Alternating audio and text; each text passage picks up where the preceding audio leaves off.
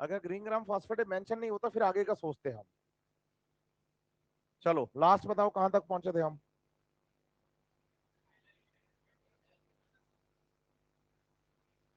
लड़के तू बातें बातें कर रही है जब से मैं क्लास में आया हूं। नहीं पढ़ना तो क्लास से बाहर चलो। लास्ट बेंच पर लड़कों के पास इसलिए थोड़ी बैठेंगे बातें करती रहेंगी आप।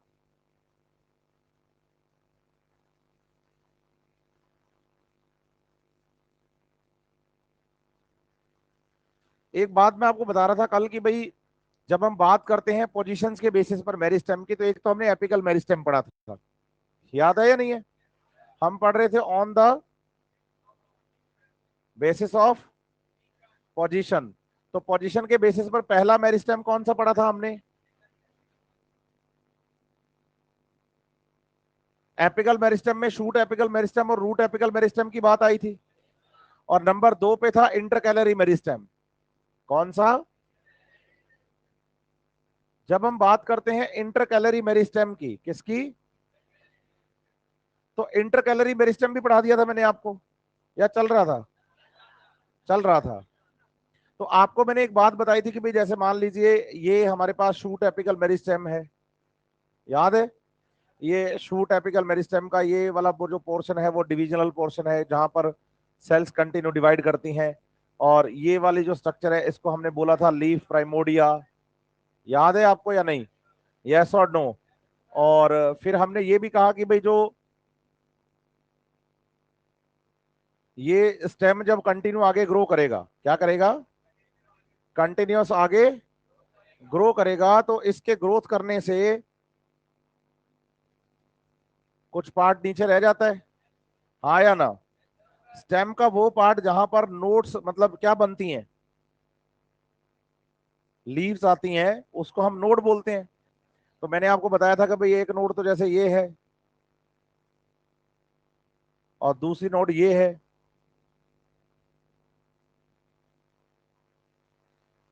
सही है। तो हमने कहा था कि नोड वाले रीजन में क्या आती है, लीफ आती है। तो जैसे मैं कहूं कि यहाँ लीफ आ गई, यहां पर भी लीफ आ गई, ये लीफ का फॉर्मेशन हुआ, तो इस स्ट्रक्चर को हम क्या बोलेंगे, नोड बोलेंगे। और ये वाला जो हिस्सा होगा ये इंटरनोड होगा, सही है बात या नहीं। और यहां पर जो टिश्यू है उसका नाम at the base of internode, yes और नो, इसको क्या बोलेंगे, इंटर कैलरी मेरिस्टेम, हाँ या ना। अब बताओ कि जो एपिकल मेरिस्टेम था वो नेचर में प्राइमरी था या सेकेंडरी, प्राइमरी था ना।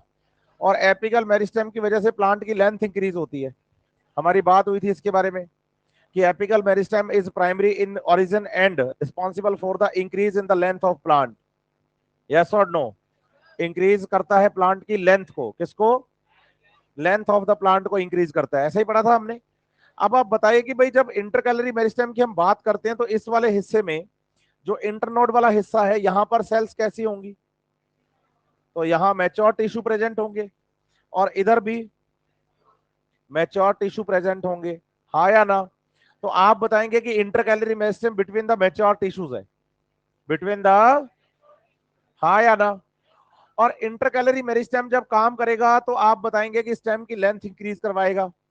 आपको मैं बताऊं कि भाई ये अपने पास कोई स्टेम है, इस स्टेम की ये नोड और इंटरनोड्स हैं, नोड और, जब आप इसके नोड और इंटरनोड्स की बात करोगे तो ये वाला हिस्सा इंटरकैलरी। अब इंटरकैलरी मेरिस्टेम अगर स्टेम का ग्रोथ करेगा, यस और नो, ऐसा हमने जिब्रेलिन में पढ़ा था जब हमने production of the sugarcane increase करवाया था। तो मैंने आपको कहा था कि जो इंटरनोड्स होते हैं उनकी लेंथ बढ़ जाती है, इंटरनोड्स के नंबर तो उतने ही है जितने पहले थे, हाँ या ना, लेकिन क्या बढ़ गई, लेंथ। तो अभी बताओ इंटरनोड की लेंथ ये थी और अब यहां इंटरनोड की लेंथ ये है, हाँ या ना। तो लेंथ ऑफ इंटरनोड बढ़ने से प्लांट की क्या बढ़ जाती है, आप बताइए कि एपिकल मेरिस्टेम प्लांट की लेंथ इंक्रीज करवाता है, नेचर में प्राइमरी होता है, हाँ या ना। और उसी पोर्शन उसी एपिकल मेरिस्टेम का बचा हुआ पार्ट कौन है, यस और नो, यस और नो। तो आप ये बात बताइए कि intercalary meristem and apical meristem are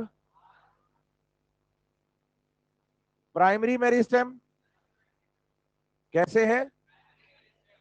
दोनों ही प्राइमरी मेरिस्टेम है, यस और नो? और याद रखें कि दोनों ही क्या कर रहे हैं, लेंथ को क्या करवा रहे हैं, और formation of primary plant body. अब प्राइमरी प्लांट बॉडी में कौन आता है, बोलो? स्टेम, रूट और लीव्स। तो बताओ इंटरकैलरी मेरिस्टेम किसकी ग्रोथ करवा रहा है? इंटरकैलरी मेरिस्टेम किसकी ग्रोथ करवा रहा है? हाँ, तो स्टेम प्राइमरी बॉडी का पार्ट हुआ या नहीं हुआ? तो आप बताओ, दोनों ही मेरिस्टेम प्राइमरी मेरिस्टेम है और दोनों ही प्लांट की क्या करवा रहे हैं? अब आप ये भी याद रखना कि इंटरकैलरी मेरिस्टेम प्लांट में हमेशा मिले, ये जरूरी? भाई आप बड़े बड़े ट्रीज के बारे में सोचने लग जाओ, फिर कहोगे इंटरकैलरी मेरिस्टेम, तो हम कहीं वहां नहीं। हमें याद करना है छोटे और ग्रासेस के लिए। एक तो मोनोकोट प्लांट, गन्ना, ज्वार, बाजरा, मोनोकोट, चावल, गेहूं। इनमें क्या होता है कि इनके स्टेम का नोड और इंटरनोड क्लियर होता है, बिल्कुल दिखता है सामने, क्लियरली विजिबल होता है। कौन? नोड और इंटरनोड क्लियरली क्या होता है। और जहां नोड और इंटरनोड क्लियरली विजिबल है, वहां आपको इंटरकैलरी मेरिस्टेम दिख रहा है, ग्रासेस में। दूसरा इंटरकैलरी मेरिस्टेम कब बनता है? कि जब कोई एनिमल किसी प्लांट को खा जाए। ग्रेजिंग एनिमल है, हर्बीवोरस है, हर्बेसियस प्लांट को खा गया, सही है बात या नहीं? ग्रेजिंग है, चरने वाला, तो खा गया तो स्टेम का वो हिस्सा गायब। अब स्टेम के उस हिस्से में ग्रोथ करवाने के लिए डेवलप होता है कौन? तो आप बताइए कि intercalary meristem is found in the grasses, means monocot. इसे ऑप्शन में ग्रेमिनी फैमिली करके भी लिखा जा सकता है, मोनोकोट्स, ग्रेमिनी फैमिली, ग्रासेस। हाँ या ना, यस और नो? और दूसरा, वो स्टेम के उन हिस्सों में जहां पर ग्रेजिंग एनिमल्स ने उनको क्या कर दिया, तो डैमेज पार्ट को रीस्टोर करने के लिए भी ये करवाया जाता है। डैमेज पार्ट को रीस्टोर करने के लिए भी करवाया जाता है। समझ रहे हैं मेरी बात या नहीं? किसका फॉर्मेशन? इंटरकैलरी मेरिस्टेम का। किसका? यहां तक क्लियर है बात आपको? यहीं पे छोड़ा था कल मैंने टॉपिक, यहीं से आगे बढ़ गया हूं, ठीक है? एक बात और याद करनी है कि जैसे हमने एपिकल मेरिस्टेम की बात करी कि भाई ये एपिकल मेरिस्टेम है हमारे पास, इस एपिकल मेरिस्टेम के अंदर ये वाला जो टिश्यू है,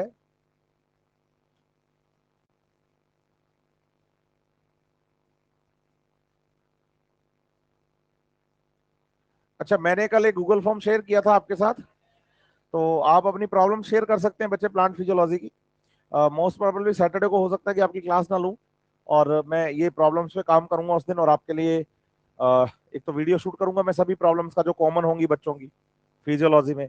दूसरा जो पेपर है उसके भी कंफ्यूजिंग क्वेश्चन जो ज्यादातर आप मुझसे आगे पूछेंगे, तो पहले से मुझे पता ही होता है कि इस बच्चे में कंफ्यूजन, इस क्वेश्चन में बच्चे को कंफ्यूजन आएगा ही, हाँ या ना?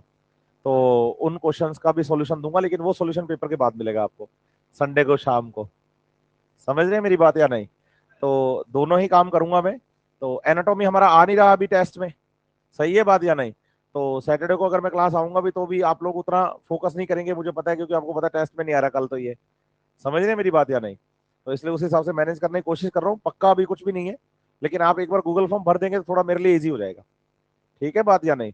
तो उसको मैं कंपेयर कर लूंगा कि भाई उसमें क्या क्या प्रॉब्लम्स आ रही हैं बच्चों को, तो जो कॉमन टॉपिक्स होंगे उन पे मैं बता दूंगा। अभी तक कॉमन टॉपिक दो ही आए हैं, एक तो एटीपी की काउंटिंग, तीन आए हैं, एटीपी की काउंटिंग, वाटर पोटेंशियल और डीपीडी वाला डिफरेंस, और एक आया है जो ईटीएस है ना, इलेक्ट्रॉन ट्रांसपोर्ट सिस्टम रेस्पिरेशन का, तो उसको बच्चे कह रहे हैं कि वो याद नहीं हो रहा, तो वो मेरे को फ्लो बताना है उसका बस, और कुछ नहीं, कि उसमें क्या क्या चीजें याद करनी है वो मैं आपको बता दूंगा उसके अंदर, ठीक है? अभी तक यही मतलब मैं देखा है मैंने, और भी अगर आप भरेंगे मुझे तो उसको पता चलेगा मुझे। वर्नलाइजेशन और फोटो पीरियडिज्म केवल दो ही बच्चों ने भरा है, ज्यादा ने नहीं भरा, ठीक है? तो अभी तक देख रहा हूं उसको मैं, आप भी प्लीज करते रहिए, जो ऑनलाइन पढ़ रहे हैं वो भी ऐसा कर सकते हैं।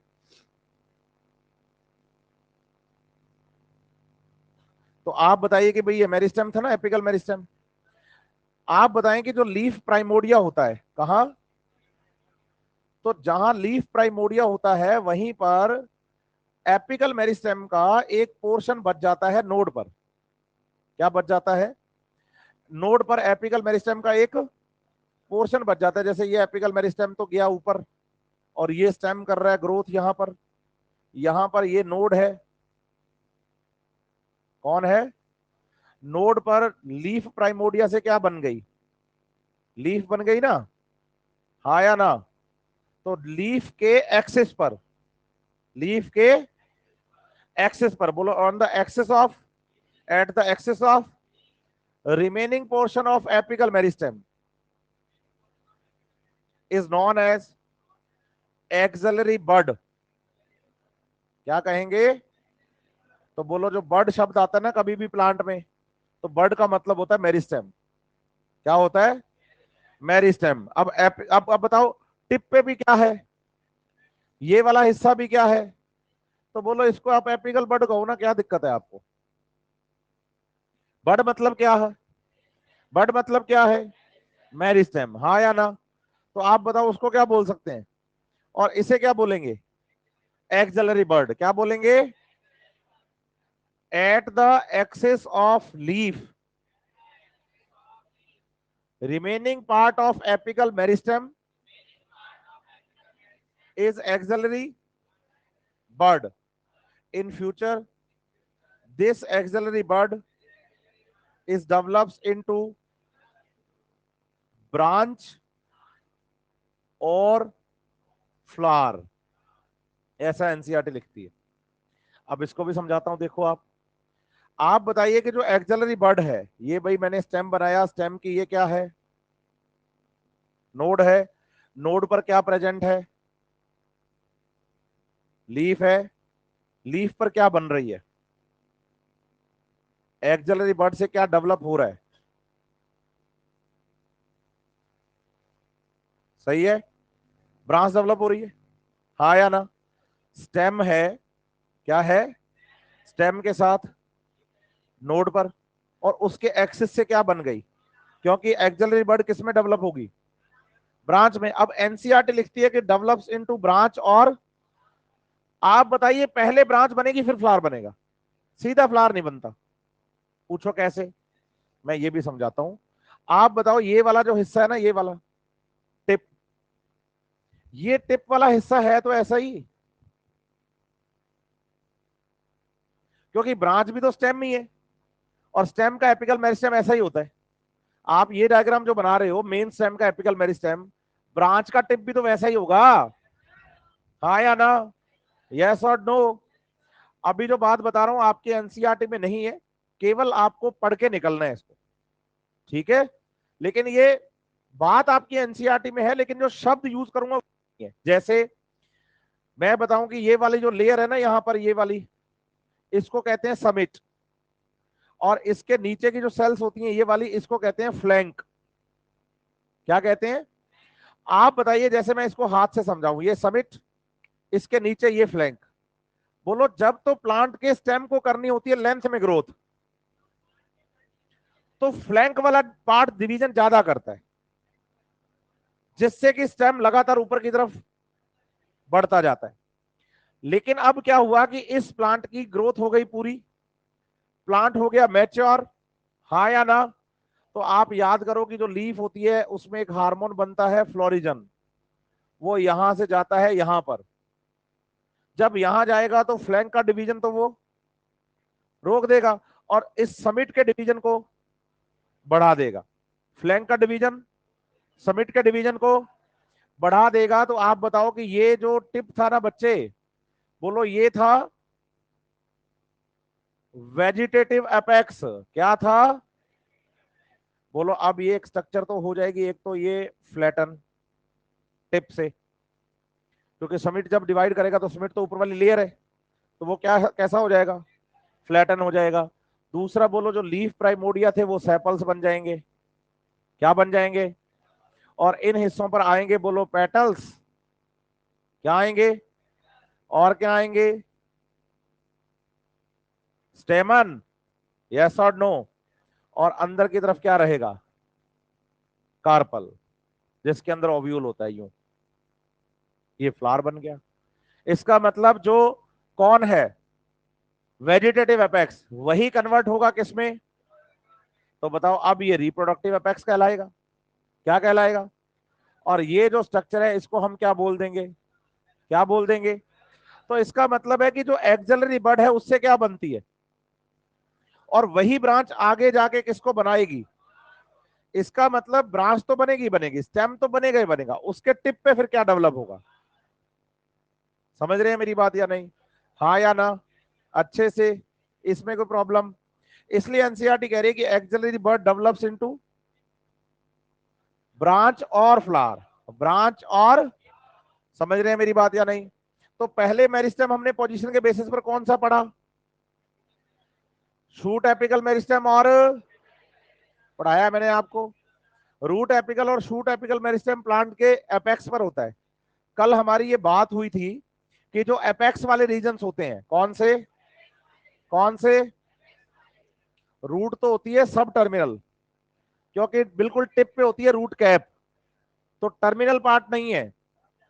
हाँ, और स्टेम कैसा है, स्टेम कैसा है, root stem, root stem, clear है यहां तक तो आपको, हाँ या ना। फिर उसके बाद हम आगे बढ़े तो हमने इंटरकैलरी मेरिस्टेम पढ़ा, लेकिन क्या ये हर जगह मिलेगा, नहीं, बोलो, ग्रासेस, ग्रेमिनी और ग्रेजिंग एनिमल्स जिन प्लांट्स को खा जाते हैं केवल उन हिस्सों पे, हर जगह नहीं मिलेगा। और फिर आती है एक्सिलरी बड की बात।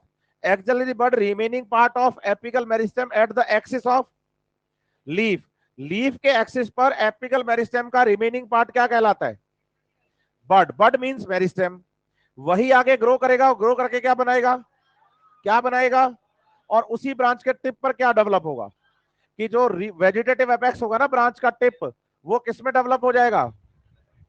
समझ रहे हैं मेरी बात या नहीं। तो बोलो जो थैलेमस है वो तो स्टेम ही है, और उसके ऊपर जो सेपल, पेटल, स्टेमन, कार्पल, बोलो मॉडिफाइड लीव्स, हाँ या ना। तो बोलो फ्लावर एक शूट है, पूछो क्यों, क्योंकि शूट मतलब स्टेम प्लस लीव्स होता है, थैलेमस स्टेम है और बाकी सब लीव्स हैं, हाँ या ना। चलो एनसीईआरटी में आओ, पेज नंबर आओ दोबारा 84 पे, मेरिस्टेमेटिक टिश्यू लिखा है एनसीईआरटी ने। एनसीईआरटी लिख रही है कि growth in the plants largely restricted, मैं ये बात समझा चुका हूं, of the active cell division called as, Greek शब्द मेरिस्टोस से आया ये। फिर कह रहे हैं plants have the different kind of, इसमें पहला मेरिस्टेम क्या है, which occurs at the tip of the root and shoot, हाँ या ना। Produce the primary are called, primary tissue मतलब प्राइमरी परमानेंट टिश्यू बनाता है ये, प्राइमरी प्लांट बॉडी बनाएगा डिफरेंशिएशन से, क्योंकि मैच्योर सेल में अगर डिवीजन होने लग गया तो डी डिफरेंशिएशन हो जाता है, याद है आपको, हाँ या ना।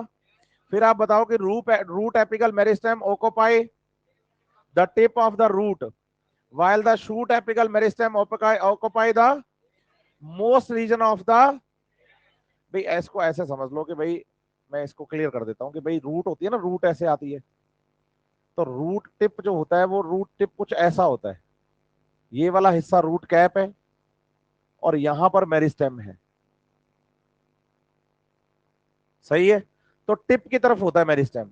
लेकिन जब शूट एपिकल मेरिस्टेम की बात आती है तो शूट एपिकल मेरिस्टेम जो होता है वो टिप के पूरे हिस्से पे फैला रहता है किनारे पर, और होता भी टर्मिनल है, बिल्कुल किनारे पर और शूट के पूरे टिप पर फैला हुआ है,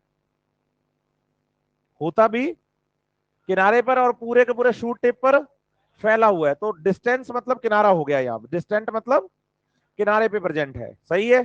during the leaves and elongation of the some cells left behind from the shoot, क्या बोल रहे हैं, कॉन्स्टिट्यूट द, ये यही बात समझाई मैंने आप, एपिकल मेरिस्टेम का जो रिमेनिंग पार्ट होता है ना यहाँ लीफ के एक्सेस पर, उसको क्या बोलते हैं, आगे बढ़ो, क्या कह रहा है, सच बर्ड्स, फिर आगे बढ़ो, हाँ ये होती है एक्साइल ऑफ द लीफ पे, हाँ या ना, और डेवलप होती है किसमें, ब्रांच में, और ब्रांच में, और आगे बढ़ो, the meristem which occurs between the, ये देखो, ये intercalary meristem at the base of the कहां है, तो आप बताओ दोनों तरफ, इधर भी मैच्योर टिश्यू और इधर भी, दोनों के बीच में प्रेजेंट है कौन, सही है बात या नहीं। तो the meristem which occurs between the mature tissue is called as, they occurs in and regenerated part removed by, सही है बात या नहीं? दो both apical meristem and are because they in the early life of a plant and contribute to the formation of the primary plant। ये देखो मैंने बोला कि इंटरकैलरी मेरिस्टेम और एपिकल मेरिस्टेम कैसे मेरिस्टेम है, क्योंकि ये प्लांट की क्या इंक्रीज करवाते हैं, और ये प्राइमरी प्लांट बॉडी का। अब एनसीईआरटी ने लिखा ना अर्ली स्टेज। अब इसको ऐसे समझो, गर्दन सबके ऊपर भाई, आई कॉन्टैक्ट कंपलसरी है, जिसको नहीं पढ़ना वो बैग पैक करे, सिंपल बात है। आप ये बताइए कि अर्ली स्टेज लिखा ना एनसीईआरटी ने कि अर्ली स्टेज ऑफ प्लांट, तो अर्ली स्टेज से ऐसे समझो कि जब प्लांट पहली बार सीड के जर्मिनेशन से बनता है, तो प्लांट एकदम से गर्थ इंक्रीज करना शुरू नहीं करता। प्लांट पहले क्या इंक्रीज करता है, बोलो अगर प्लांट में पहले लेंथ इंक्रीज हो रही है, तो लेंथ इंक्रीज होना ग्रोथ की पहली कंडीशन हो गई, और जब एक एप्रोप्रिएट लेंथ आती है उसके बाद गर्थ इंक्रीज होना शुरू होती है, मतलब सेकेंडरी मेरिस्टेम बाद में बनता है ना? और मैं भी यही बोल रहा हूं कि भाई दोनों ही लेंथ इंक्रीज करते हैं, एपिकल मेरिस्टेम भी और बताओ जो प्लांट है, जो एंजियोस्पर्म है, सब में एपिकल मेरिस्टेम तो मिलेगा मिलेगा, लेकिन इंटरकैलरी सब में मिलेगा, ग्रासेस में और regenerated part of the plant which are removed by the grazing animals. NCERT लिखती है कि अगर किसी स्टेम के हिस्से को ग्रेजिंग एनिमल खा गया है, तो उस हिस्से को रिप्लेस करने के लिए वहां पर जो सेल्स मेरिस्टेमेटिक बनती हैं, एक तो वो इंटरकैलरी मेरिस्टेम है, और दूसरा हमें इंटरकैलरी मेरिस्टेम ऑब्जर्व होता है कहां पर, ग्रासेस में, जिनमें नोड और इंटरनोड्स क्लियरली विजिबल होती है। यहां तक कोई प्रॉब्लम हो किसी को तो खड़े हो, किसी को भी बढ़े फिर आगे। अब तीसरे नंबर पे आते हैं, दो पोजीशन के बेसिस पढ़ लिए, एपिकल और इंटरकैलरी हो गया। अब बात करते हैं नंबर 3 पे लेटरल मेरिस्टेम की। किसकी बात करेंगे, बोलो लेटरल मेरिस्टेम। अब पूछो लेटरल मेरिस्टेम क्या है, बोलो ये पाया जाता है प्लांट्स के लेटरल रीजन्स में।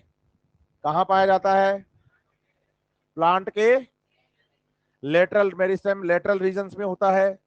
अब आप बताइए कि लेटरल मेरिस्टेम, बोलो ऐसे,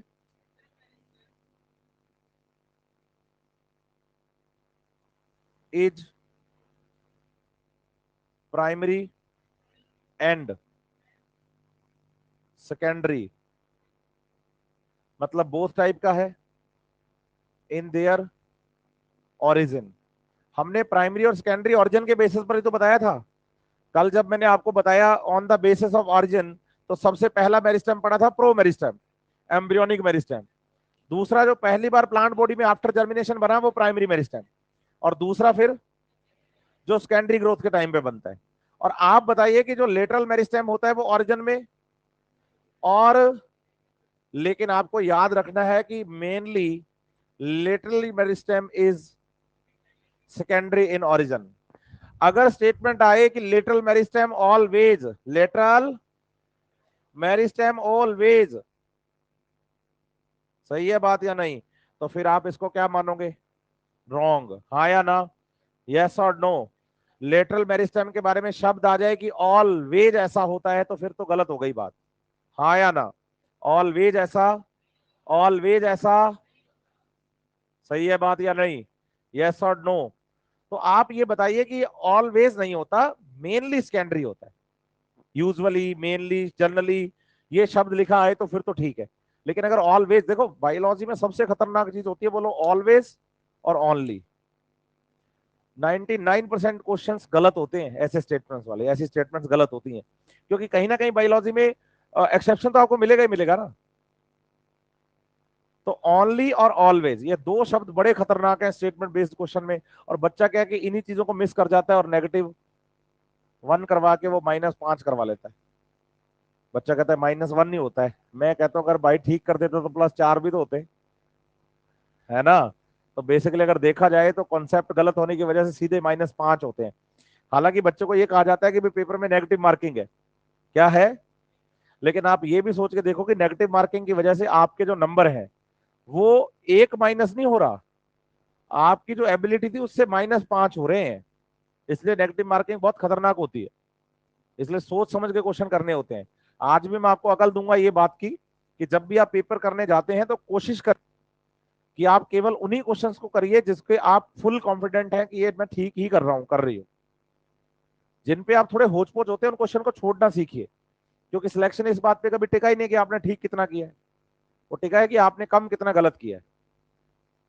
समझ रहे हैं मेरी बात यार, और नो? हाँ, तो इसलिए थोड़ा सा कोशिश करिए कि जिन क्वेश्चंस में आपको प्रॉब्लम होती है, और सबसे बड़ी प्रॉब्लम आपके साथ क्या है पता है, आपसे क्वेश्चन छूटता नहीं है। अगर आप क्वेश्चन में प्रॉब्लम भी हो ना आपको, तो भी आपको लगता है कि यार second third second third second third, फिर भगवान का नाम लेके थर्ड, है ना? तो तुक्का हर बार नहीं लगता, मैं आपको ये क्लियर कर दूं। बहुत सारे लोगों को तो ये होता है कि जिस दिन पेपर होता है तो सुबह राशि पढ़ के जाते हैं अपनी कि मेरी आज राशि क्या, तो वो कहते हैं कि आज सब सही होगा, है ना? कोई कईयों को कह देते हैं कि आज इस रंग को पहन के जाना है। हाँ हाँ, ऐसे होता है ना। तो बच्चा क्या सोच लेता है कि किस्मत मेरे साथ है। मैं आपको एक बात क्लियर कर देता हूँ बच्चे, किस्मत उसी के साथ है जो मेहनत करता है, और किस्मत सिर्फ मेहनत के साथ है और किसी के साथ नहीं है। ऐसे बात दिमाग में डाल लो आप, ठीक है बात या नहीं? किस्मत मेहनत के साथ है, इसलिए पूरा फोकस किस पे रखो, मेहनत पे, किस्मत अपने आप चमकेगी। सच बात है ये, ठीक है? हाँ, और आप क्या उल्टा चल पड़े हो। हाँ, किस्मत के अकॉर्डिंग आप मेहनत करते हो। अच्छा, आज अच्छी राशि आई है तो बच्चा टिका के पढ़ता है कि आज फुल पढ़ना है, क्योंकि आज लिखा हुआ है कि अगर आज पढ़ोगे, आज जो काम करोगे सारा सही जाएगा।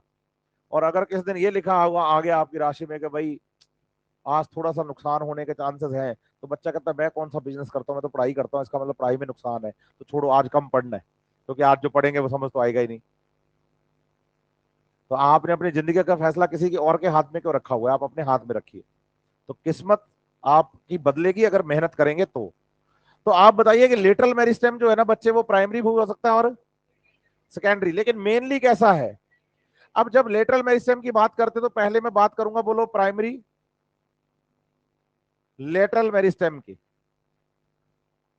प्राइमरी लेटरल मेरिस्टेम का मतलब है कि जो प्राइमरी मेरिस्टेम से डेवलप हुआ है, हाँ या मतलब प्रो मेरिस्टेम से सीधे डेवलप हुआ है, प्राइमरी प्लांट बॉडी में डेवलप हुआ है, हाँ या ना? तो बोलो in primary plant body.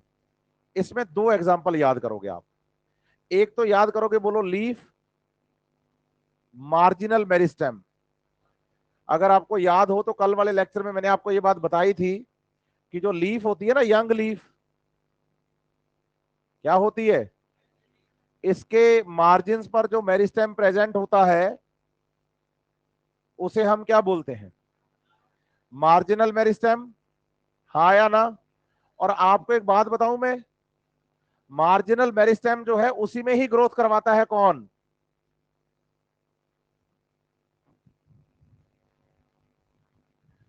RDX नाम का बच्चा कह रहा है कि आप बोले थे कि प्राइमरी मेरिस्टेम प्राइमरी ग्रोथ कराता है, पर primary lateral meristem secondary growth क्यों करवा रहा है? नहीं करवा रहा बच्चे, primary lateral meristem primary growth ही करवा रहा है। Primary lateral meristem primary growth ही करवा रहा है, इसको दिमाग में रखिए आप। मैं अभी आता हूं, जो आपका क्वेश्चन है वो आपका कैम्बियम से है, वेस्कुलर कैम्बियम में इंट्रा और इंटरवेस्कुलर कैम्बियम से, उस पर बात करते हैं, अभी थोड़ा सा वेट करना पड़ेगा उसके लिए। तो आप बताइए कि प्राइमरी लेटरल मेरिस्टेम में पढ़ो लीफ मार्जिनल मेरिस्टेम, हाँ या ना? अब इसमें जो मार्जिनल मेरिस्टेम है ना, ये वाला, ये होती है ऑक्सिजन की वजह से ग्रोथ। अगर आपको याद हो तो हमने कहा था कि जो ऑक्सिजन होता है बच्चे, वो ओल्ड लीफ को तो गिरने देता है लेकिन यंग लीफ को गिरने, क्योंकि वो यंग लीफ के मार्जिनल मेरिस्टेम को कहता है भाई तेरी ग्रोथ मेरे को करवानी है, गिर मत। तो अगर पूछा जाए कि लीफ का जो साइज है, लीफ का जो डायमीटर है, वो किसकी वजह से है, तो हम बताएंगे मार्जिनल मेरिस्टेम की वजह से। किसकी वजह से है? तो लीफ मार्जिन मेरिस्टेम कैसा है ऑर्गन में, प्राइमरी या सेकेंडरी? और दूसरा आपको याद करना है इसमें, बोलो इंट्रा फेसिक्यूलर कैम्बियम। क्या याद करेंगे? अब इंट्रा फेसिकुलर कैम्बियम पढ़ते टाइम बोलो हमें टीएस याद करना है, मैं इसमें याद करवाऊंगा आपको टीएस ऑफ स्टेम। और ये भी बताइए कि intra fascicular cambium only in stem में ही वर्किंग है। पूछो कैसे? बोलो मोनोकोट में तो गर्थ इंक्रीज ही नहीं होती, सेकेंडरी ग्रोथ वाला कॉन्सेप्ट ही नहीं है मोनोकोट में। हाँ या ना? अरे हाँ ना तो बोलो। और रूट जो होती है उसमें सीधी वेसिकुलर कैम्बियम बनती है, इंट्रा और इंटर का कॉन्सेप्ट नहीं होता। तो सबसे बाहर एपिडर्मिस, फिर कॉर्टेक्स, कॉर्टेक्स के बाद फिर अंदर एंडोडर्मिस पेरिसाइकिल, फिर अंदर की तरफ हमने बनाए फ्लोयम। बाहर की तरफ फ्लोयम होता है और अंदर की तरफ, बाहर की तरफ, अंदर की तरफ।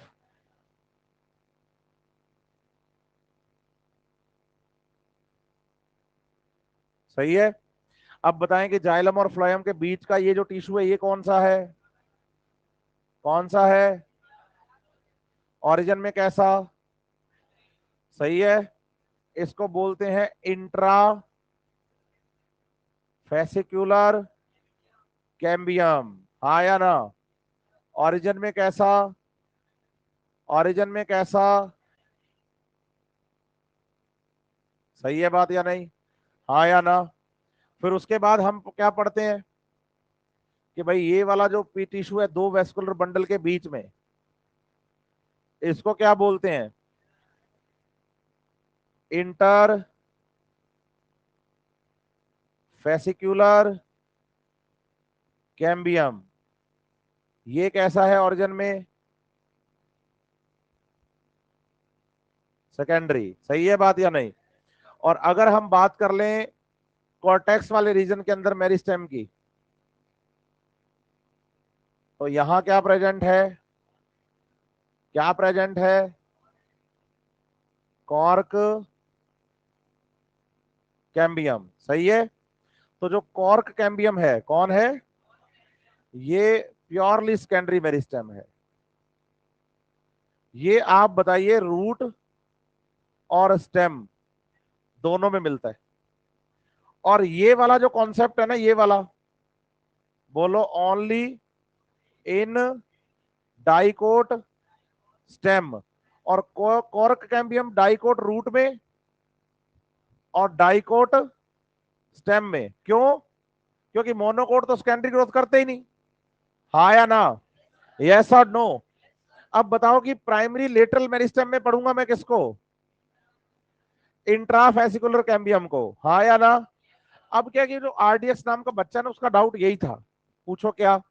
कि भाई जो इंट्राफेसिकुलर कैम्बियम है वो प्राइमरी लेटरल मेरिस्टेम है और करवाता है ये प्लांट की गर्थ इंक्रीज, तो इसको पढ़ते हैं सेकेंडरी मेरिस्टेम के साथ, है ना, सेकेंडरी ग्रोथ के टाइम पर। तो ऐसा तो बताएंगे ना।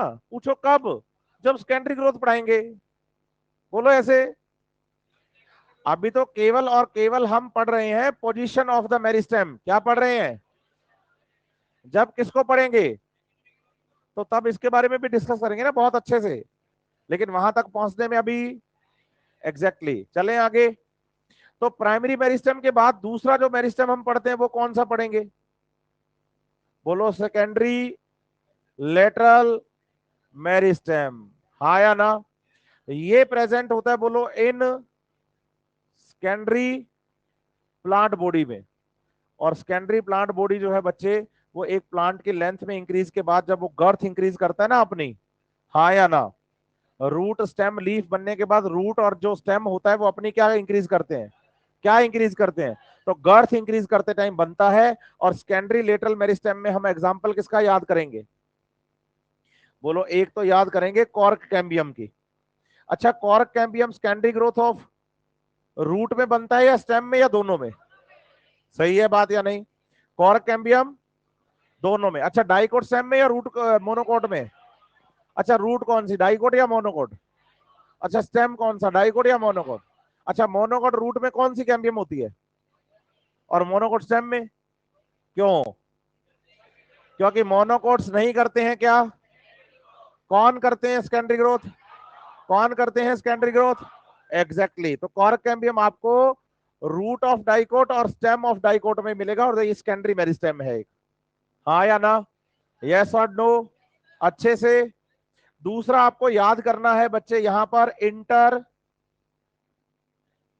फेसिक्यूलर कैम्बियम, सही है बात या नहीं? ये केवल मिलेगा किसमें? डाइकोट स्टेम में, सही है बात या नहीं? क्योंकि जो रूट होती है ना, उसमें तो सीधा आप वेसिकुलर कैम्बियम ही बोलो ना यार, नहीं क्या? क्या बोलो? वेसिकुलर कैम्बियम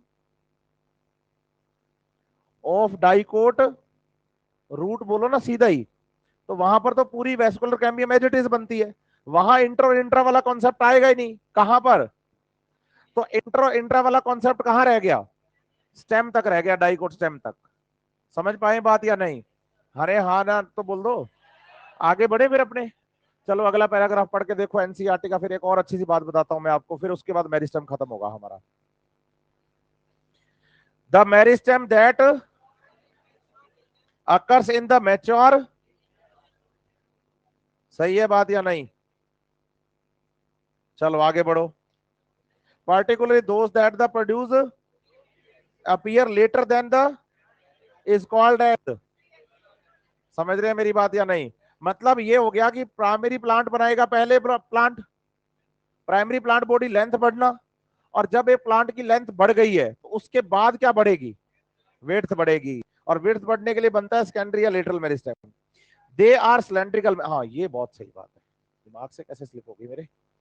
सिलेंड्रिकल मेरिस्टेम में बोलो, लेटरल मेरिस्टेम को ही क्या कहते हैं? पूछो क्यों? इनकी सेल्स सिलेंड्रिकल होती हैं,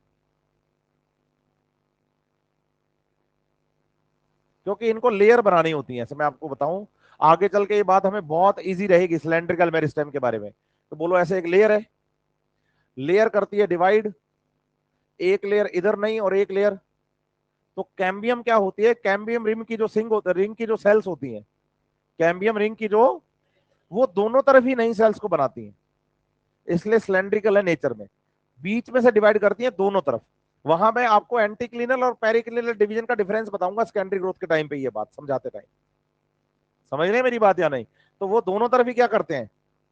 ग्रोथ। मतलब अगर मैं वेस्कुलर कैम्बियम की बात करूंगा ना, स्टेम में, है ना, और रूट में, तो अंदर की तरफ तो बनाएगी जाइलम और बाहर की तरफ, एग्जैक्टली exactly। और अगर हम बात करेंगे कॉर्क कैम्बियम की, तो कॉर्क कैम्बियम बाहर और अंदर दोनों तरफ कॉर्टेक्स को बनाएगी। तो इसलिए सिलेंड्रिकल होने का आपको फायदा मिलेगा आगे चल के।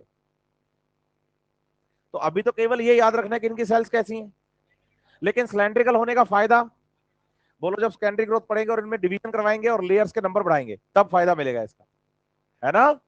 हाँ तो चलो आगे बढ़ते हैं। Fascicular vascular cambium, intrafascicular cambium and cork cambium are example of the, लेकिन यहां इंट्रा किसमें आएगा? प्राइमरी में। प्राइमरा क्या होता है? मैंने कहा इंट्रा किसमें आएगा, कह रहा प्राइमरा में। इंट्रा आएगा प्राइमरा में। तो शुक्र मनाओ कि इसने ये नहीं बोला कि इंट्री आएगी प्राइमरा में। बोलो, intra vesicular cambium in primary meristem, और इंटर और वेसिकुलर कैम्बियम आएगा किसमें? हाँ आगे बढ़ो। कॉर्क कैम्बियम एग्जांपल हो गए। फिर कह रहे हैं दीज आर रिस्पॉन्सिबल फॉर,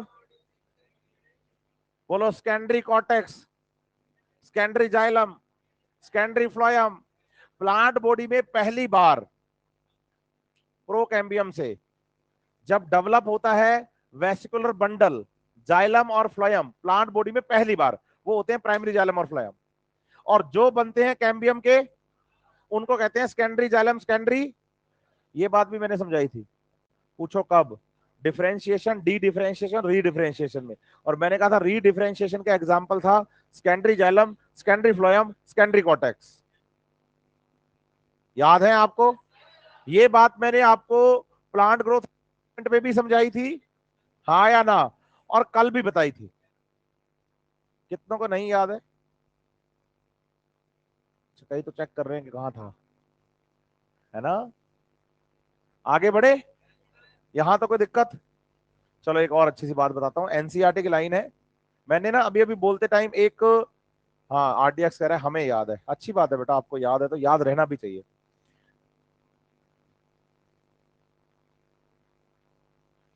बढ़ती है ना यार, क्यों नहीं बढ़ती? नहीं तो ये प्राइमरी नहीं है ना ग्रोथ, मैंने यही तो, उसने क्वेश्चन मेरे से बच्चे ने यही तो पूछा था कि भाई ये प्राइमरी लेटरल मेरिस्टेम होते हुए भी सेकेंडरी ग्रोथ में काम करता है। प्राइमरी ग्रोथ में थोड़ी काम करेगा, प्राइमरी बॉडी के फॉर्मेशन के टाइम पर बनता है, काम कब करता है? सेकेंडरी ग्रोथ के टाइम। हाँ, बनता कब है? हाँ, काम कब करता है? सही है बात या नहीं? हाँ या ना? फिर बच्चा कहता है जाइलम फ्लोएम कहां से आए? अभी बोलते बोलते मेरे लाइन एक मुंह से शब्द निकला था, प्रोकैम्बियम, है ना? उस पे बात करते हैं, देखो एनसीईआरटी की लाइन है, आपको समझ भी आएगी। एनसीईआरटी ने क्या किया, हमें ना रूट का डायग्राम बना के दिया, ऐसा 6.1 डायग्राम, देखो 85 नंबर पेज पे, है ना? 85 नंबर पेज पे 6.1 डायग्राम है। मैंने पेज नंबर 85 बोला था। कह रहे 6.5 डायग्राम तो ये है, खतरनाक है ये। तो नाता क्यों नहीं?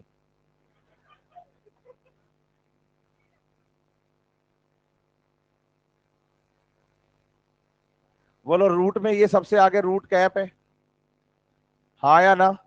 अच्छी बात है, एनसीईआरटी की लाइन भी है, कवर हो जाएगी, आगे बढ़ेंगे फिर उसके बाद अपने, है ना? इसमें एनसीईआरटी ने रूट एपिकल मेरिस्टेम में कुछ ऐसी लाइन बनाई है, देखो आप, बनाइए ना। अब क्या करेंगे, इसका ये तो एलएस है, बोलो लॉन्गिट्यूडनल सेक्शन है ना? मैं इसके ट्रांसफर सेक्शन की बात करता हूं, किसकी? तो ये तो बोलो एलएस हो गया। अगर मैं इसका क्या पढ़ूं, तो टीएस कुछ ऐसा होगा, ज्यादा गोल नहीं बना।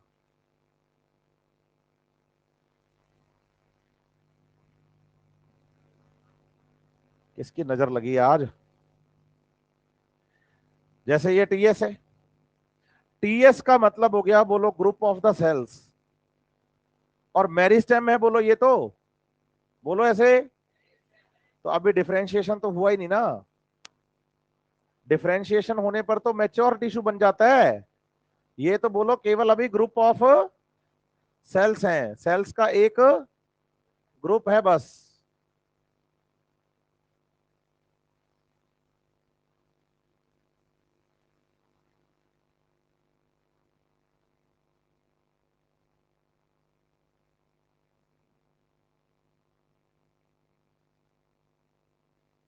सही है। तो आप बताओ, इसका जब हमने टीएस बनाया तो ये ग्रुप ऑफ क्या बन गया? क्या इन सेल्स में डिफरेंशिएशन हो गया? तो क्या ये सारी सेल एक जैसी हैं? मानते हो ये बात? क्योंकि मैंने टीएस मेरिस्टेम का ही पढ़ा है, कि ये टीएस और एल एलएस हमने किसका पढ़ा है? क्लियर है बात या नहीं? हाँ या ना? हाँ या ना?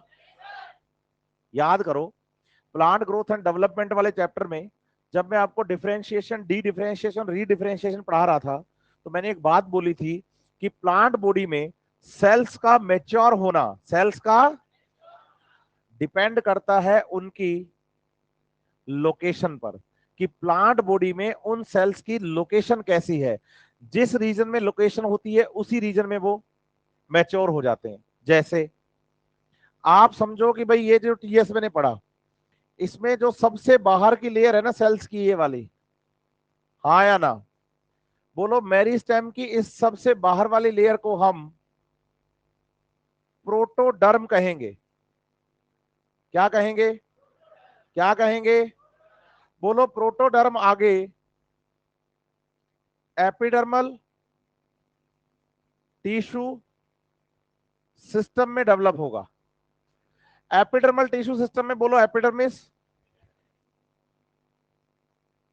स्टोमेटा, बेटा एपिडर्मिस मतलब सबसे बाहर वाली लेयर, एपिडर्मिस, स्टोमेटा, लेंटिसेल्स, हाँ या ना?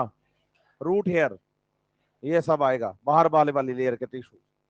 पेज नंबर 89 देखो। अच्छा, कितने बच्चों के पास इस क्लास में एनसीईआरटी बिल्कुल नई फ्रेश वाली है, 2023 वाला एडिशन है?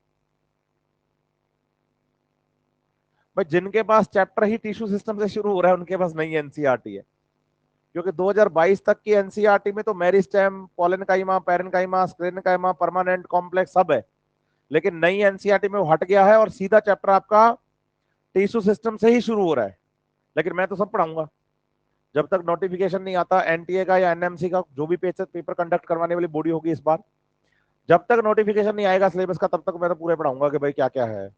समझ रहे हैं मेरी बात या नहीं? क्योंकि मुझे अभी तक कुछ नहीं पता सिलेबस में क्या आएगा और क्या नहीं आएगा, जिसको पता है वो अंतर्जामी है, मैं हमेशा बोलता हूँ। तो इसमें बोलो टिश्यू सिस्टम में सबसे पहला टिश्यू सिस्टम देखो क्या है। इसमें बोलो एपिडर्मिस आएगा, स्टोमेटास आएंगे। देखो 89 नंबर पेज पे आपको देखो क्या दिख रहे हैं, स्टोमेटा के डायग्राम भी दिख रहे हैं, गार्ड सेल्स दिख रही हैं, है ना, सब्सिडरी सेल्स दिख रही हैं, फिर उस डायग्राम के ठीक नीचे रूट हेयर की बात है। मतलब एपिडर्मिस से रिलेटेड सारा टिश्यू किससे डेवलप होता है? मेरिस्टेम की सबसे बाहर वाली लेयर से। उसे क्या कहते हैं हम? क्या कहते हैं? आप देखो एनसीईआरटी में जब थ्योरी पढ़ते हैं ना हम, पेज नंबर 85 मेरिस्टेम की, हाँ या ना? यहाँ प्रोटोडर्म कहीं है ही नहीं, टर्म ही नहीं है, लेकिन डायग्राम देखो ऊपर रूट का, हाँ उसमें है, तो पढ़ना है इसको, उसमें है ना? तो पढ़ना है इसको, ठीक है बात या नहीं? अब बताओ कि जो सबसे अंदर वाला सेंट्रल टिश्यू है, ये वाला मेरिस्टेम का सबसे अंदर वाला जो रीजन है, इसे कहते हैं प्रोकैम्बियम। क्या बोलते हैं? क्या बोलते हैं? बोलो, ये डेवलप होता है, बोलो, वेसिकुलर टिश्यू सिस्टम में। समझ रहे हैं मेरी बात या नहीं? अगर आपसे ये पूछा जाए कि प्राइमरी प्लांट बॉडी में, बोलो ऐसे, वेस्कुलर बंडल कहां से आए और सेकेंडरी ग्रोथ के टाइम पे कहां से आए? बोलो, वेस्कुलर कैम्बियम से। सेकेंडरी ग्रोथ के टाइम पे कहां से आए? इसका मतलब ये हुआ कि जाइलम और फ्लोयम, बोलो, इंट्राफेसिकुलर कैम्बियम से नहीं बनते, ये प्राइमरी और सेकेंडरी जाइलम बनते टाइम इंट्राफेसिकुलर कैम्बियम भी बनती है, क्योंकि प्राइमरी प्लांट बॉडी में, बोलो ऐसे, जाइलम और फ्लोयम प्रोकैम्बियम से डेवलप होता है। समझे बात या नहीं? हाँ या ना? अच्छे से, बिल्कुल। समझ आ रही है बात आपको? है बेटा?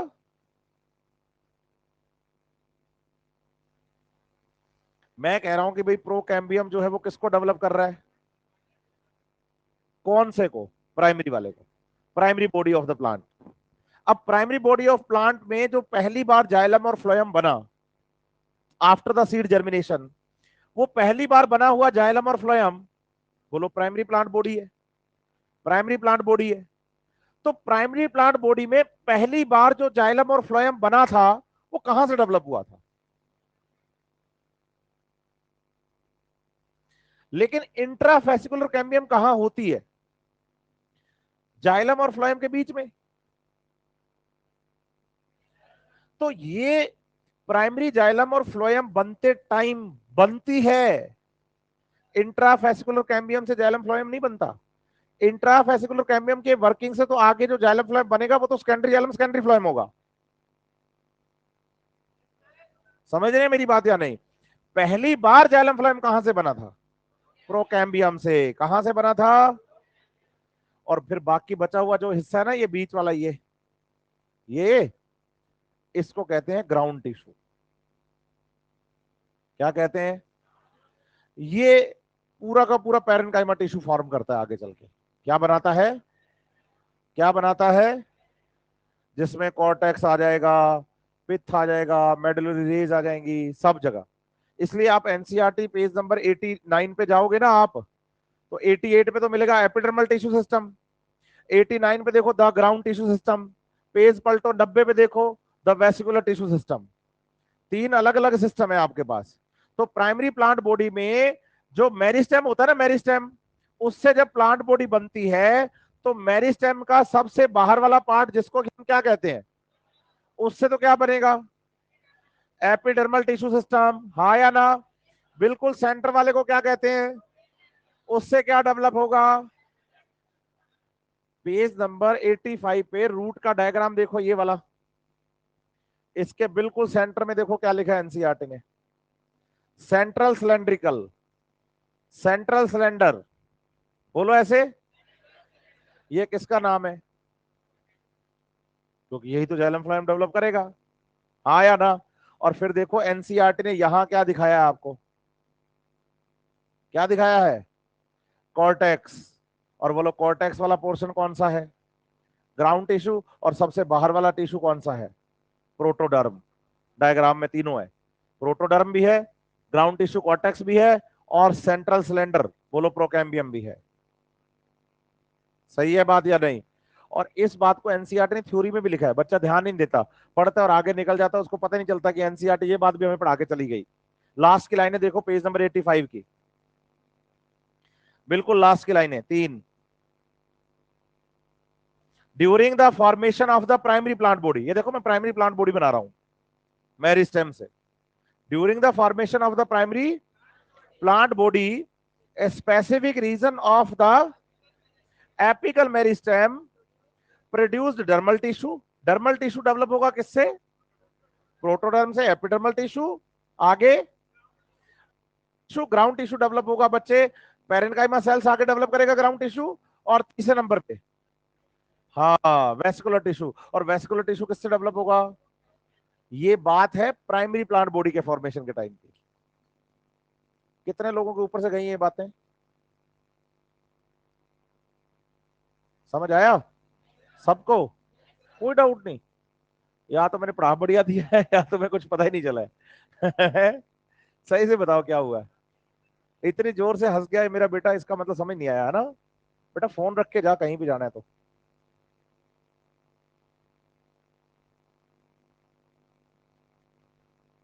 चलें आगे बढ़े, यहां तक कोई प्रॉब्लम? अब बात करते हैं परमानेंट टिश्यू की। मेरिस्टेम तो हो गया कंप्लीट, अब बात किसकी करेंगे? परमानेंट टिश्यू की। करें शुरू?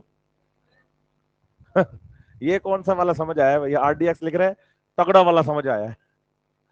तगड़ा वाला मतलब होता है हाँ स्ट्रॉन्ग, स्ट्रॉन्ग वाला समझ में आया, सही है, अच्छी बात है। ठीक है बेटा ठीक है, ये छोटी छोटी बातें हैं, मुझे मेरा भी कॉन्फिडेंस लेवल बूस्ट अप करती हैं। अगर सामने वाला बच्चा भी मायूस होकर बैठा रहेगा तो फिर मैं भी घबराया रहूंगा अंदर से, और मैं भी नहीं पढ़ा पाऊंगा फिर अच्छे से। इसलिए मैं हमेशा कहता हूँ कि सीधे बैठो, आई कॉन्टेक्ट कंपलसरी है। समझ रहे हैं मेरी बात या नहीं? तो परमानेंट इशू जो है, कौन परमानेंट टिश्यू की बात करेंगे तो परमानेंट टिश्यू के बारे में बताएंगे कि प्राइमरी जो टिश्यू था मेरिस्टेम, उसने किया डिवीजन, डिवीजन करके नई सेल्स बनाई। अब वो नई सेल्स मैच्योर हो गई। क्या हो गई? अच्छा, प्राइमरी मेरिस्टेम से बनने वाली नई सेल्स मैच्योर होती हैं तो उसको क्या कहते हैं? डिफरेंशिएशन। क्या कहते हैं? क्योंकि मैच्योर सेल जब डिवीजन करती है तो डी डिफरेंशिएशन, और जब वो मैच्योर होती है तो री डिफरेंशिएशन। लेकिन हम तो पहले बार के डिफरेंशिएशन की ही बात कर रहे हैं, हाँ या ना? तो बोलो permanent tissue form by mature cells. Permanent tissue किससे बनता है? सही है बात या नहीं? अरे मोहम्मद कह रहा है कि सर आज आपका चेहरा बहुत खिला खिला लग रहा है। अरे रोज ही होता है ये तो। बताओ, खिला खिला तो रोज ही होता है। और मेरे चेहरे में तेरे को दिखता क्या है, मेरे को समझ नहीं आती। पूरा तो दाढ़ी और मूछों से कवर है। नहीं समझ रहे आप मेरी बात? ऊपर पगड़ी है तो इतना सा पोर्शन, उसमें चश्मा लगा हुआ है ना? अब मेरे को पता नहीं, समझ नहीं आ रहा कि ये कौन सी चीज नोटिस कर रहा है। सही है। चलो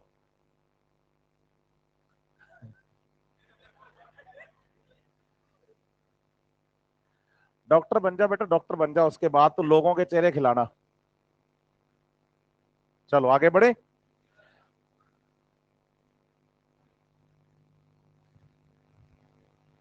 आरडीएक्स भी वही लिख रहा है, कह रहा वही ना सर, दाढ़ी में इसको क्या दिख गया? सही बात है।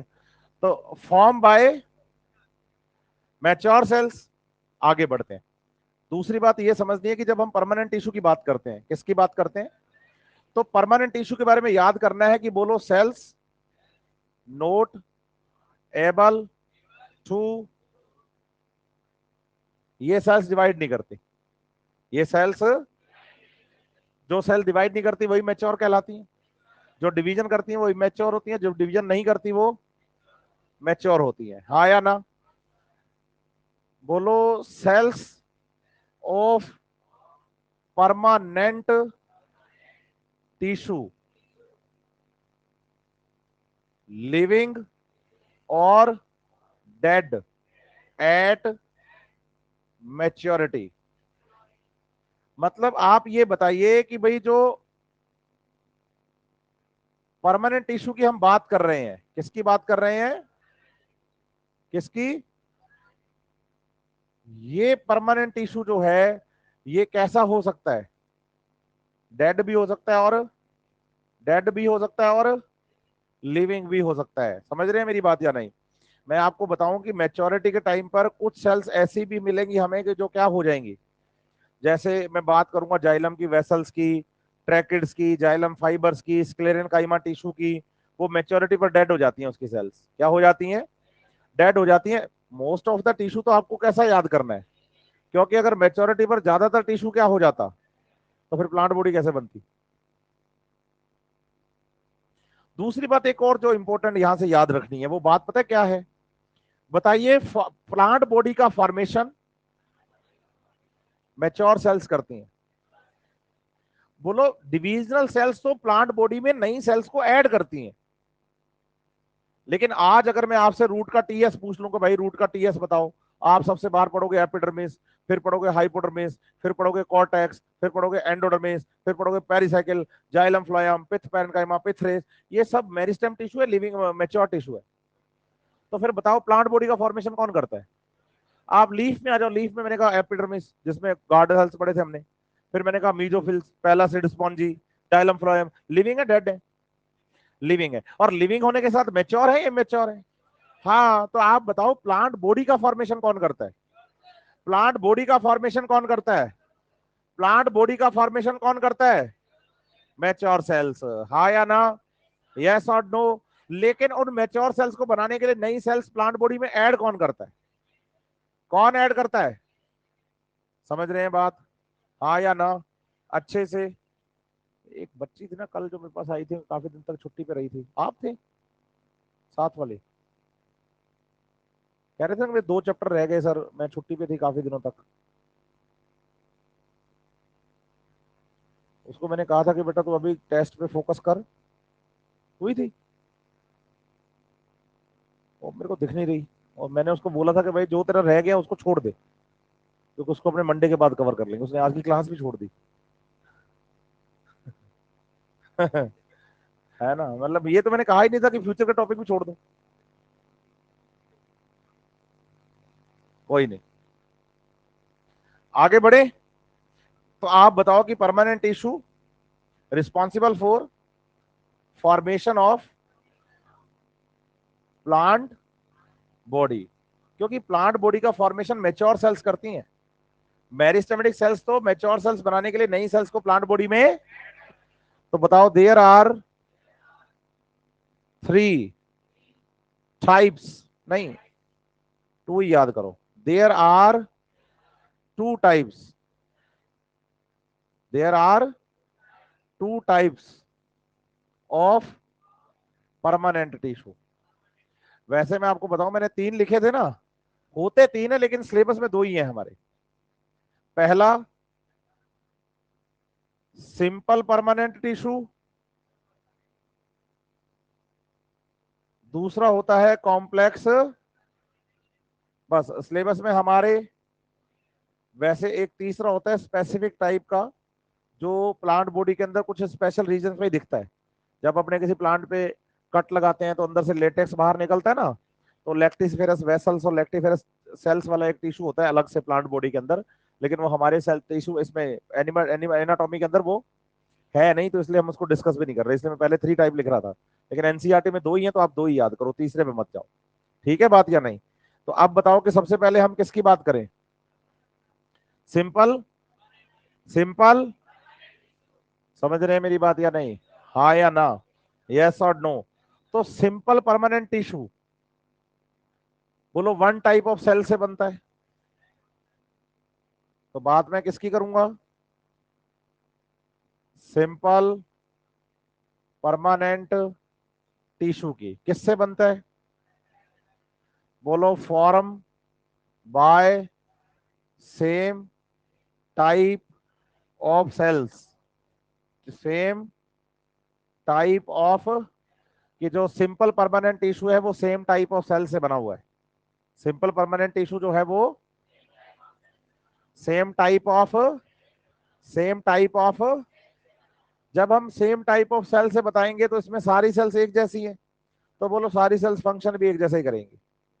सारी सेल्स फंक्शन भी एक जैसे ही करेंगी, हाँ या ना? यस और नो? अच्छे से। अब सिंपल परमानेंट टिश्यू के आगे तीन टाइप है। बोलो थ्री टाइप्स है। First parenchyma tissue, second collenchyma tissue, और तीसरा नंबर स्क्लेरेनकाइमा। सही तो है, स्क्लेरेनकाइमा। स्क्लेरेनकाइमा, कॉलेनकाइमा, पैरेनकाइमा, तीन टिश्यू याद करने हैं, है ना? तो आप बताओ कि परमानेंट होता है वो मैच्योर सेल से बनता है, यहाँ की सेल्स डिवाइड नहीं करती। इसका मतलब पैरेनकाइमा, कॉलेनकाइमा और स्क्लेरेनकाइमा की सेल्स डिवाइड। ये एक मैच्योर टिश्यू हुआ। और इसकी सेल्स लिविंग भी हो सकती हैं, और क्योंकि बहुत सारी सेल्स ऐसी भी हैं प्लांट बॉडी में जो मैच्योरिटी पर क्या हो जाती हैं, डेड हो जाती हैं। और उसमें एग्जांपल आपको कहां से पढ़ना होगा? स्क्लेरेनकाइमा से। मैं पढ़ाऊंगा अभी आपको, ठीक है? और परमानेंट टिश्यू का काम होता है फॉर्मेशन करना प्लांट बॉडी का। किसका? प्लांट बॉडी का। क्या करना? फॉर्मेशन। कौन करता है ये काम? और there are two types of the permanent tissue, one is and second is, one is second is. हाँ, अब बताओ सिंपल परमानेंट टिश्यू में हम बताएंगे सेम टाइप ऑफ सेल से बना, और इसके आगे कितने टाइप है? पहला पैरेनकाइमा टिश्यू, है ना? क्या हुआ? हाँ बेटा, स्पीकर की तो आवाज आए, स्पीकर लगते हैं इसलिए कि उसमें से आवाज आए। स्पीकर तो होते हैं इसलिए कि उसमें से आवाज आए। कह रहा स्पीकर में से आवाज आ रही थी। चलो, खतरनाक बंदा है यार तो।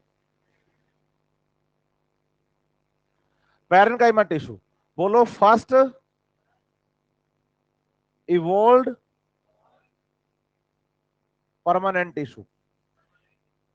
मतलब आपको ये समझना है कि हमारे पास ना प्लांटी किंगडम की अगर हम बात करें तो प्लांटी किंगडम में कितने प्लांट हैं? बोलो एल्गी, ब्रायो, टेरिडो, जिम्नो, एनजियो। सही है। हाँ एनजियो, इसके आगे क्या है? कितने हैं? पांच हैं। तो इनमें जो सबसे पहला टिश्यू डेवलप हुआ ना एल्गी ब्रायोफाइट के टाइम पे, वो कौन सा टिश्यू डेवलप हुआ?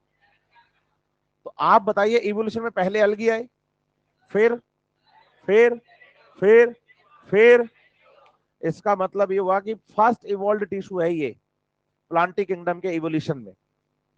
हाँ या ना? यस और नो? और बोलो बेसिक फंडामेंटल, बोलो बेसिक फंडामेंटल टिश्यू। पूछो कैसे?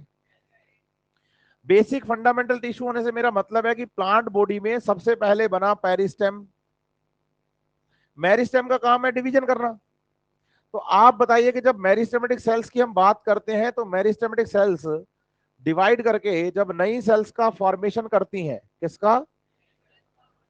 तो सबसे पहला जो मैच्योर परमानेंट टिश्यू बनता है ना बच्चे, सबसे पहला जो परमानेंट जो टिश्यू बनता है, वो पहला परमानेंट टिश्यू कौन सा होता है?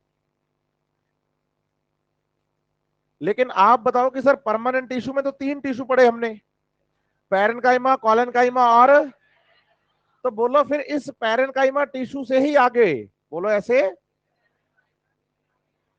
डेवलप होगा कॉलेनकाइमा और सक्लेरेन काइमा। समझ रहे हैं मेरी बात या नहीं? इसका मतलब बेसिक फंडामेंटल होने का मतलब है कि अगर आपको कॉलन और स्क्लेरन काइमा बनाना है ना, तो सीधा नहीं बनेगा, पहले क्या बनेगा। आप याद करो, मैंने एंजाइम पढ़ाई, एंजाइम में प्रोटीन पढ़ाई, मैंने कहा protein 4 primary, secondary, tertiary, quaternary ऐसे करके, लेकिन मैंने कहा था टर्सरी डायरेक्ट कभी नहीं बनता, पहले क्या बनेगा, प्राइमरी से, सेकेंडरी से और टर्सरी से। हुई थी ऐसी बात अपनी, पहला टिश्यू, दूसरा, तीसरा, चौथा, क्या सीधे टर्सरी बना लोगे? हाँ तो 4 ही तो है। अच्छा प्रोटीन प्रोटीन, तो पहला कौन सा, क्या सीधा टर्सरी बना लोगे? पहले क्या बनेगा? मैं यही कहना चाह रहा हूं कि अगर आपको कॉलन काइमा या स्क्लेरन काइमा बनाना है तो पहले क्या बनाना होगा। इसका मतलब ये हो गया कि आप पूरे प्लांट किंगडम में देखें, बोले ऐसे, तो आपको पैरेनकाइमा टिश्यू मिलेगा, तो बोलो इसको हम यूनिवर्सल परमानेंट टिश्यू भी कह सकते हैं, क्योंकि जो कॉलन काइमा है, स्क्लेरन काइमा है, ये हर जगह मिले ये जरूरी।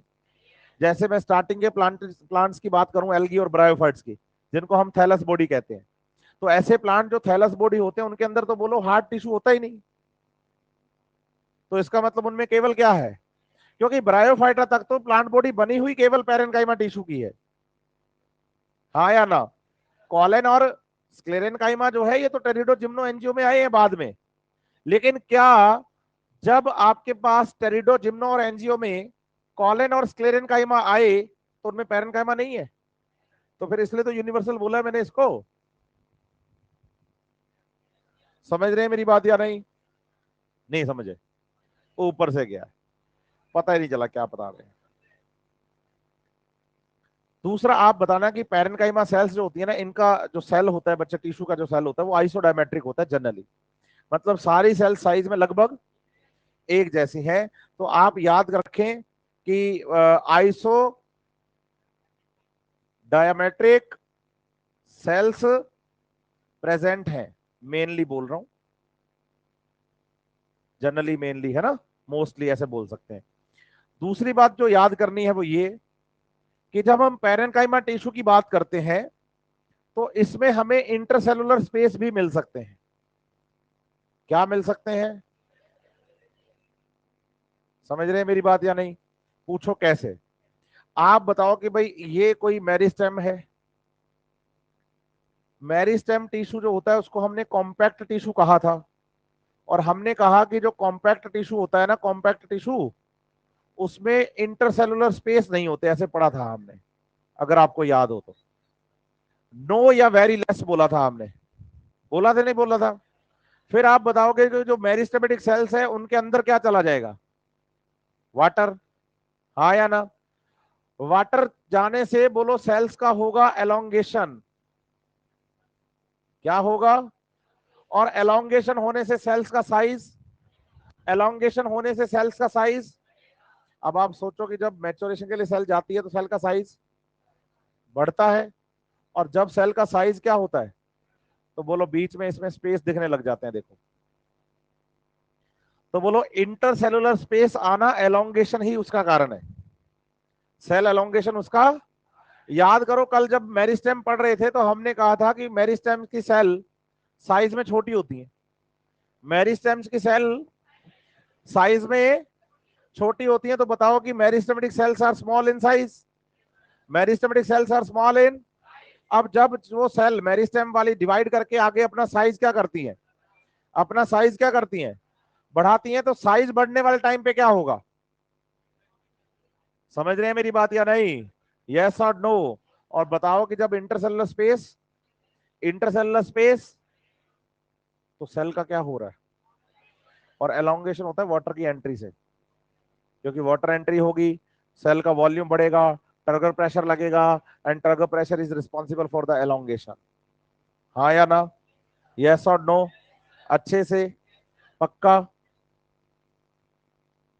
आगे बढ़ते हैं, यहां तो कोई प्रॉब्लम किसी को हो तो बताओ, है? आप बताइए कि cell wall thin as compare to collenchyma and sclerenchyma. Sclerenchyma और कोलेनकाइमा से अगर हम इसको क्या करें, कंपेयर करें, कोलेनकाइमा और स्क्लेरेनकाइमा से अगर हम इसको क्या करें, कोलेनकाइमा और इससे हम क्या करें, तो सेल वॉल क्या होती है। और आप बताइए कि भाई जो सेल वॉल है उसमें प्रेजेंट है, बोलो, सेल्यूलोज, पैक्टीन, हेमी सेल्यूलोज, ठीक है। लेकिन आपको यह भी याद रखना है कि यहां की सेल वॉल में सबसे ज्यादा क्या प्रेजेंट होता है, सेल्यूलोज। बाकी सब कम रहते हैं। सबसे ज्यादा क्या है, बाकी सब। इसका मतलब कि सेल वॉल में सेल वॉल मटेरियल्स का डिपोजिशन, क्योंकि आप याद करो, आप तो कैसे याद करोगे, आपने सेल वॉल पढ़ी नहीं। कोई बात नहीं, मैं बता देता हूं आपको, सुन लो मेरी बात।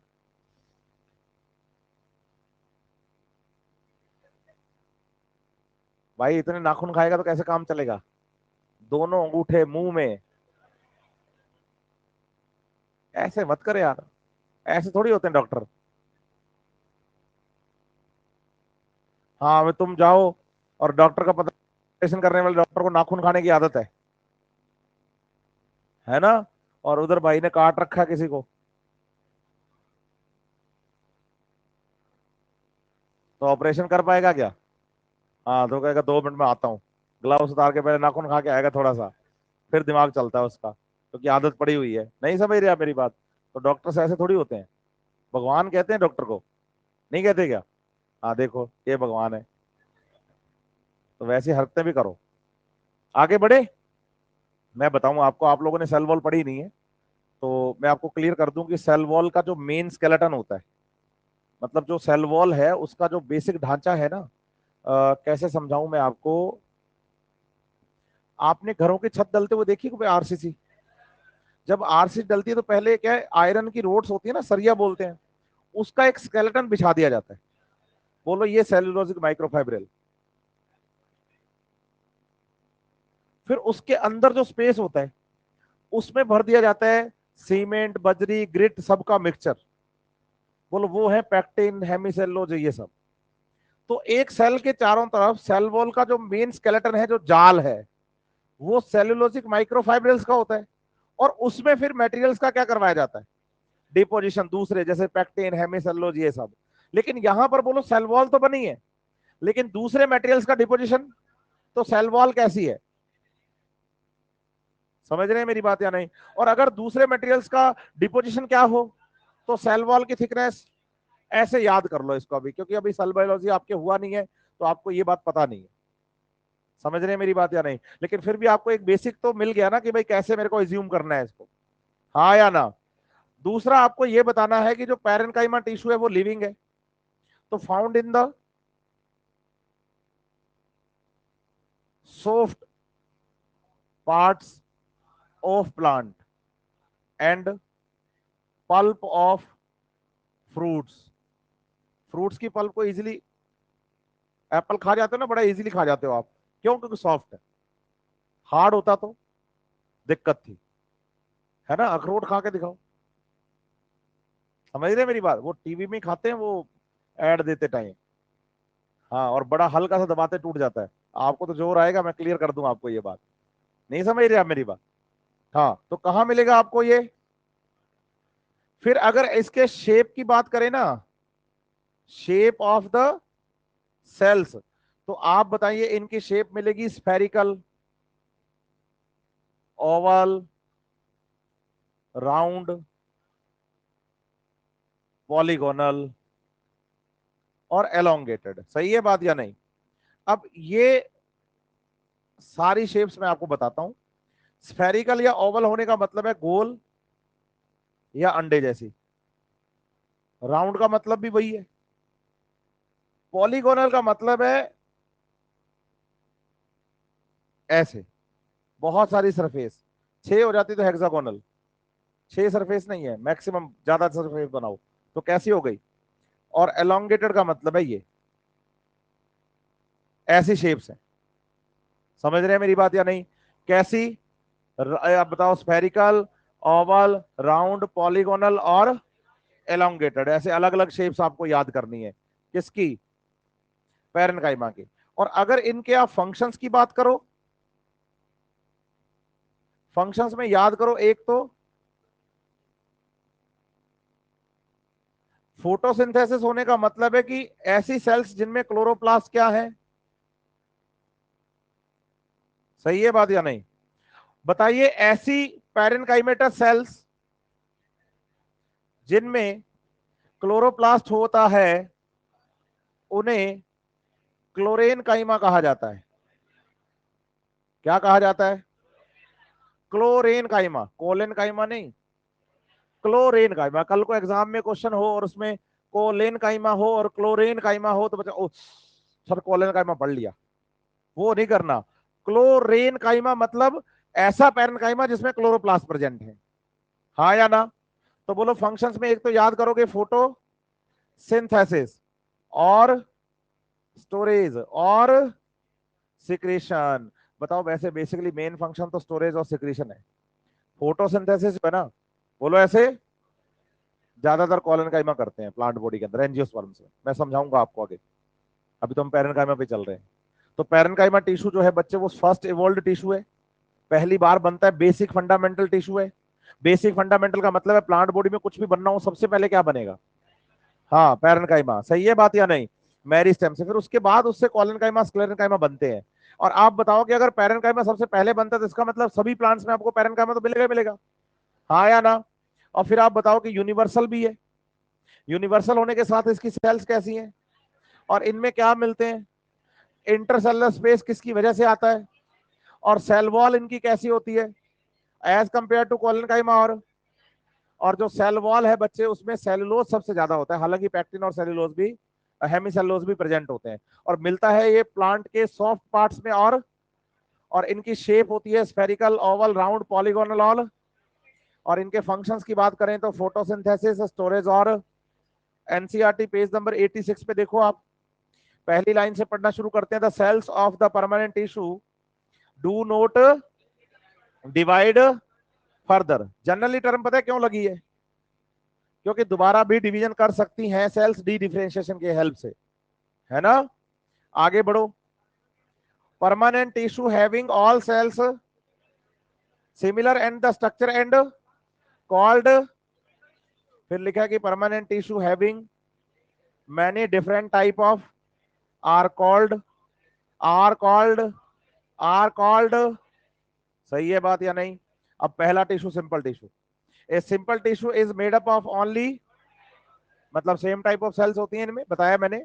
The various simple tissue in plants are parenchyma, collenchyma and, सबसे पहले बात किसकी चल रही है? Form the major component within the, इसको मैं ऐसे समझाऊंगा आपको, ये लाइन है तो अच्छी, कि जैसे ना ये एक स्टेम है, क्या है?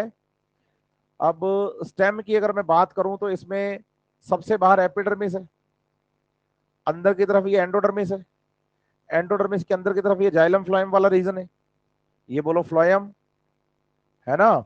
और इसके अंदर की तरफ ये, सही है? अब आप बताओ कि ये रीजन क्या है,